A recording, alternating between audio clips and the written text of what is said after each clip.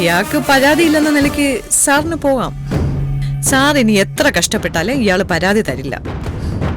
പരാതി ഞാൻ തരാം.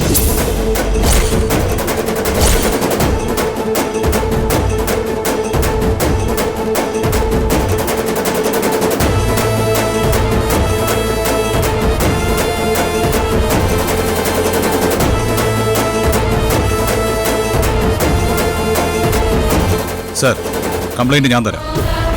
കാണാതായിരിക്കുന്ന എന്റെ ഭാര്യ നന്ദിനിയെയാണ്. അതിന് ഒരേ ഒരാൾ മാത്രമാണ് ഉത്തരവാദി, ഈ നിൽക്കുന്ന എന്റെ അമ്മ.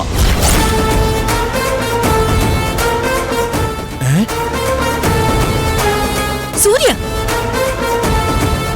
ഞാൻ നന്ദിനി വിവാഹം കഴിച്ചു മുതൽ വാക്കുകൊണ്ടും പ്രവൃത്തി കൊണ്ടും എന്റെ അമ്മ അവളെ ഉപദ്രവിക്കാറുണ്ട്.